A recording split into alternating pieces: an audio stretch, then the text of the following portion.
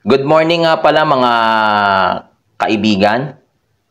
Ang topic ko ngayon ay about sa entertainment, showbiz. Ang masasabi ko lang doon sa ginawang tourist spot yung puntod ni Idol Rico yan. Very wrong talaga yon. Kasi isipin mo, matagal nang nananahimik ang yumaong late Rico yan. Tapos, itong mga Gen Z na ito, pupunta ron, magpapapicture. Meron pa akong isang nakita ron pamilya pa sila Maling-mali talaga yun. Hindi tourist spot ang puntod ni Rico yan.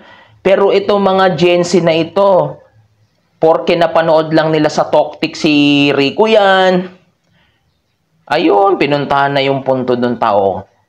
Yun ang topic ko ngayon for today. Sa mga hindi nakakaalam dyan, isa rin po ako sa fans ni Rico yan nung ako'y bata pa. Nangarap din ako, sana ako to si Rico yan. Minsan, dahil nga pagbata tayo, excuse me po, malakas ang imagination natin. Nangangarap ako someday. Nung bata ako, nangangarap talaga ako maging parang si Rico yan, pananamit, buhok. Yun nga lang, hindi ko nga naranasan magpahaba ng buhok nung kabataan ko. Dahil nga stricto yung parents ko, lalong-lalo na yung nanay ko, laging gupit ko nung bata ko, crew cut. Para siyang army cut, pero kalbo din ang itsura niya, pero may buhok-buhok pa. Ang tawag sa gupit na yung crew cut. Nakapagpahaba naman ako ng buhok na mga medyo high school na ako noon, second year hanggang sa graduate ako. Manipis pero kahit papano mahaba-haba naman. Parang buhok ni John Lloyd. Manipis pero makapal, ganun ang buhok ko nung may buhok pa ako. Ang message ko na lang talaga sa mga millennials dyan, tantanan nyo na yung puntod ni Rico yan, respeto naman. Hindi po tourist attraction ang puntod ni Rico yan. Puntod po yan. Maawa naman kayo sa yumao, nananahimik ng matagal na panahon yun. Kaya yung mga ibang artista tulad ni Claudine Barreto, dahil naging ex niya si Rico yan, hindi ko siya masising komento siya sa kanyang Instagram na tigilan na yung puntod ni Rico yun. Kasi hindi naman tourist spot yun Excuse me. Cemetery yun, tapos guguluhin yung nung iba. Pasaway talaga itong mga Gen Z natin. Diyos ko po.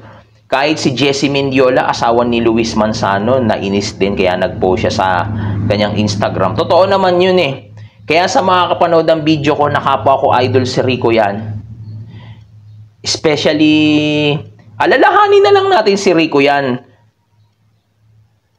Hindi naman kailangan puntahan natin ang puntod ni Rico yan. Para masabing kahit sa isip lang natin alaala Maaalala na natin si Rico yan. Bawal tayo magmura dito. Masasabi ko na lang sa mga ginawa ng Gen Z, kabastos-bastos talaga yon. Hindi lang nagsasalita tong yan family, pero sa aking pananaw, galit din sila, syempre. Kung may mga kapanood man ng video ko, masasabi ko na lang sa mga Gen Z, kung pwede lang irespeto at igalang nyo na lang yung puntod ni Idol Rico yan, kasi matagal na siyang nananahimik sa kanyang puntod. Pupuntahan nyo, magpapaselfie, picture, tapos for content purposes. Very mali na yun Pati ba naman puntod ni Rico yan, i-content nyo, mali yun. Kaya sa mga kababayan ko dyan, especially sa mga kabataan ngayon, sa mga Gen Z, huwag nyo naman napuntahan yung puntod ni Rico yan para for content purposes, sa Toktik, sa Facebook. Maawa naman kayo sa tao. Diyos ko po naman Para tuloy ako maiiyakan. Idol ko kasi bago si John Lloyd, si Alden, syempre Rico yan muna ang idol ko talaga nung kabataan ko.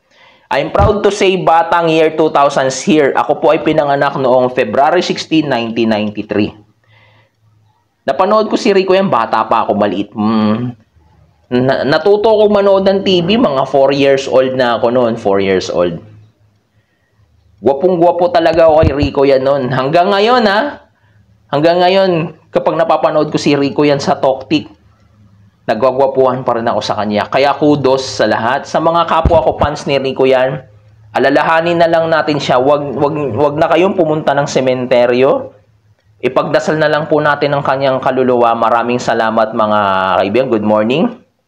Shout out nga pala sa kaibigan kong si Mr. Aljon B. Pontanos. Shout out sa iyo, paring Aljon. Ayan, nasagot ko na yung katanungan. Actually, masama talaga loob ko sa nangyari na yun sa mga nakita ko sa Facebook, sa Toktik. Pero wala na akong magagawa. Nangyari na ang nangyari. Kaya sa mga kababayan na natin, magdasal na lang tayo kay Rico yan. Huwag nyo naman siyang gawing content. Respeto na lang talaga. Magandang umaga at maraming salamat po.